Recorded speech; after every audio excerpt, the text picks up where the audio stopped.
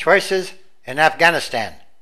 The official killing of Osama bin Laden has set off a reassessment of the war in Afghanistan and the broader effort to combat terrorism, with Congress, the military, and the Obama administration weighing the goals, strategies, costs, and underlying authority for a conflict that is now almost a decade old. Two influential senators, John Kerry, Democrat of Massachusetts, and Richard G. Lugar, Republican of Indiana, suggested on Tuesday that it was time to rethink the Afghanistan war effort, forecasting the beginning of what promises to be a fierce debate about how quickly the United States should begin pulling troops out of the country. We should be working toward the smallest footprint necessary, a presence that puts Afghans in charge and presses them to step up to that task. Mr. Kerry, the chairman of the Senate Foreign Relations Committee, said at a hearing, "Make no mistake, it is fundamentally unsustainable to continue spending $10 billion a month on a massive military operation with no end in sight." In other words, that's just not right.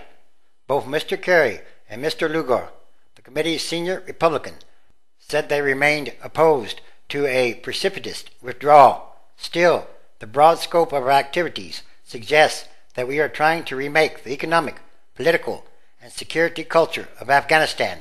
But that ambitious goal is beyond our power, Mr. Lugar said. A reassessment of our Afghanistan policy on the basis of whether our overall geostrategic interests are being served by spending at least $10 billion a month in that country was needed before our troops took out bin Laden. Inside the Pentagon, however, officials make the case that rather than using bin Laden's death as a justification for withdrawal, the United States should continue the current strategy in Afghanistan to supposedly secure additional gains and to further pressure the Taliban to come to the bargaining table for negotiations on political reconciliation. And in Congress, a debate is getting underway over the underlying authority used by two successive administrations to wage the post-September 11th fight against terrorist organizations and their supporters. The House Armed Services Committee is expected to take up a defense authorization bill on Wednesday that includes a new authorization for the government to use military force in the war on terrorism. The provision has set off an argument over whether it is a mere update or a sweeping, open-ended expansion of the power Congress granted to the executive branch in 2001. The new authorization to use military force against Al-Qaeda was unveiled by the committee chairman, Representative Howard P. McKeon, Republican of California. The committee is scheduled to vote on amendments to the bill. The provision states that Congress affirms that the United States is engaged in an armed conflict with Al-Qaeda, the Taliban, and associated forces, and that the President is authorized to use military force, including detention without trial, and substantial supporters of those forces. That language, which would codify into federal law a definition of the enemy that the Obama administration has adopted in defending against lawsuits filed by Guantanamo Bay detainees, would supplant the existing military force authorization that Congress passed overwhelmingly on September 14, 2001. It instead named the enemy as the perpetrators of the September 11th attacks. Critics of Mr. McKeon's provision have reacted with alarm to what they see as an effort to entrench in a federal statute unambiguous authority for the executive branch to wage war against terrorists who are deemed associates of Al-Qaeda, but who lack a clear tie to the September 11th attacks. In a joint letter to Congress, approximately 24 groups, including the American Civil Liberties Union and the Center for Constitutional Rights, contended that the proposal amounted to an open-ended grant of authority to the executive branch, legitimizing an unending war from Yemen to Somalia and any place else.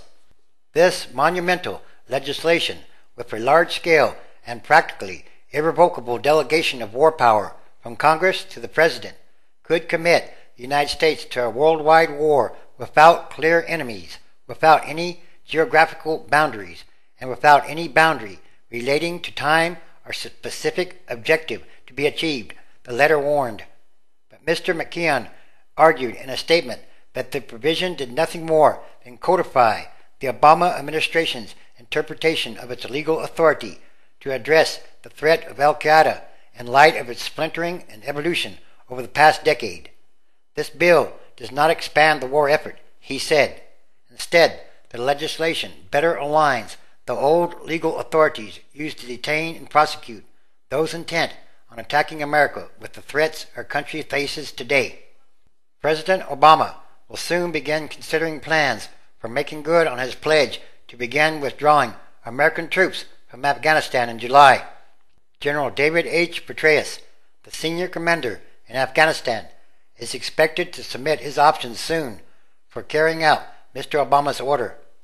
On Tuesday, the commander of American and Allied forces across the violent, contested provinces of eastern Afghanistan said that the official death of bin Laden theoretically might weaken the syndicate of insurgent groups battling the Kabul government, although it may take months to determine which might seek to make peace and which will seek revenge. The commander, Major General John F. Campbell of the 101st Airborne Division, said during a video news conference to the Pentagon from his headquarters at Bagram Air Base in Afghanistan that the death of Al-Qaeda's founder might splinter historic ties between Al-Qaeda and indigenous insurgent leaders in Afghanistan and Pakistan who helped protect it. But the insurgency is made up of a number of groups with different motivations, different goals, and different relationships with Al-Qaeda. General Campbell said he had not yet seen any increase in the flow of fighters from Pakistan or attacks attributed to revenge for bin Laden's death. So, in conclusion, what are the goals in Afghanistan? What exactly is the mission? And how much longer will this war go on? And when will they know that they have won? And what is there to win? These would seem to be very important questions. It would also seem to be that the majority of American people no longer want to be in Afghanistan. What will be the end of all this? This is also another sign of the times, the end times, transition days, which is a continuing day-by-day process of extraordinary changes, happenings, and events. Everything that must change quickly or rapidly, and for the better, because it's about what kind of world are we leaving to the future generations. Again, Daniel chapter 12, and at that time shall Michael stand up, the great prince, which stands for the children of thy people, and there shall be a time of troubles, such as never was since there was a nation even to that same time. And at that time thy people shall be delivered, every one that shall be found written in the book. 2. And many of them that sleep in the dust of the earth shall awake, some to everlasting life, and some to shame and everlasting contempt. 3. And they that be wise shall shine as the brightness of the firmament, and they that turn many to righteousness as the stars forever and ever. Revelation chapter 11, verse 3. And I will give power unto my 2 witnesses, and they shall prophesy 1,260 days, clothed in sackcloth. 4. These are the 2 olive trees, and the 2 candlesticks, standing before the God of the earth. 5. And if any human will hurt them, fire proceeds out of their mouth, and devours their enemies. And if any human will hurt them, he must in this manner be killed. 6. These have power to shut heaven, that it rain not in the days of their prophecy, and have power over waters to turn them to blood, and to smite the earth with all plagues, as often as they will. 7. And when they shall have finished their testimony, the beast that ascends out of the bottomless pit shall make war against them, and shall overcome them, and kill them. 8. And their dead bodies shall lie in the street of the great city, which spiritually is called Sodom and Egypt, where also our Lord was crucified.